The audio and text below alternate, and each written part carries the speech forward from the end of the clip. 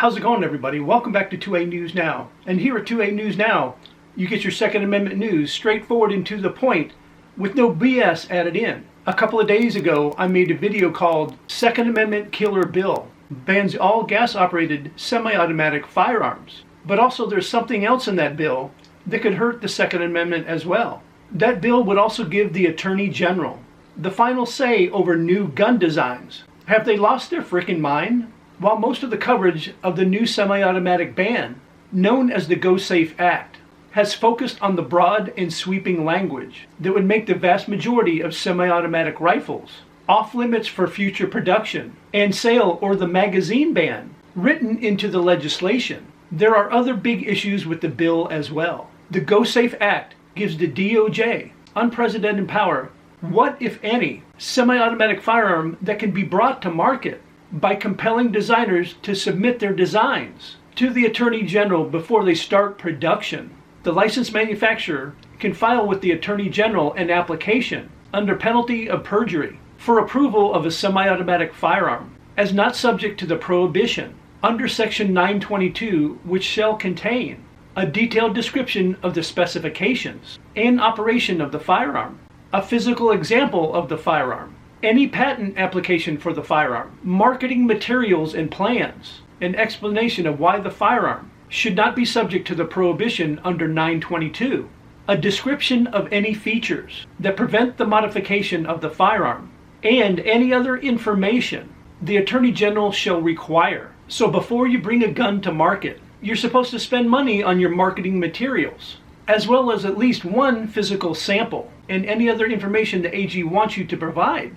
The GOSAFE Act gives the Attorney General a whopping 240 days to decide whether to approve or deny any application, and each application would be subjected to a yet-to-be-determined fee that are substantial enough to cover the necessary cost of administrating the AG's Big Brother program. The money collected, along with all funds generated by NFA tax stamps, would then go to a newly created Firearm Safety Trust Fund that of course would also be run by the Attorney General, giving the office broad discretion in using the funds as long as the AG says the money spent is helping to carry out the requirements of the GOSAFE Act and the National Firearms Act.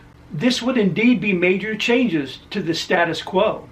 The current law does not require the ATF, the DOJ, or the Attorney General to pre-approve designs. It's not unusual for companies to submit products. The ATF's Firearms Ammunition Technology Division, also known as FATD, for a determination on how a particular product should be classified, but giving the Attorney General carte blanche to decide which firearms can be produced is entirely a different matter. The fees and trust fund are also new proposals, and it's easy to see how it could be used as a slush fund for anti-gun administrations to engage in executive branch activism based on the text of the GOSAFE Act as introduced.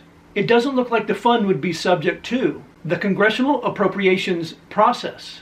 So even if there was enough votes in the House or Senate to choke off funding, there's not really a mechanism to do so. The National Shooting Sports Foundation say they vigorously oppose this bill in its entirety. They also said they will not let bureaucrats with a political agenda decide which products the industry can design and manufacture to meet ever-changing consumer demand. The people, not the government, choose which arms they wish to keep and possess. If the gun control groups and anti-2A politicians behind the GOSAFE Act get their way, that freedom of choice will be annihilated. Not would it only become illegal to continue producing or offering for sale the vast majority of semi-automatic rifles, but the Attorney General would have the sole authority of what new models could be sold going forward. It's no wonder why anti-gunners are giddy over the GOSAFE Act's introduction. They know exactly what it would mean to our Second Amendment rights going forward, and now it's up to us to make sure our fellow gun owners do as well. Like I said in my first video about this bill, the GOSAFE bill is straight up a Second Amendment killer, and we cannot allow this bill to be passed. Hopefully it'll be blocked and not even make it to the floor for a vote. You've got to contact your representatives and let them know you're against the GOSAFE Act. As always, I would really like to hear your thoughts about today's video in the comments section down below. And I appreciate everybody's support with the channel. You guys are always crushing it by liking, sharing, and subscribing and hitting those post notifications. And I invite you back to watch my next video.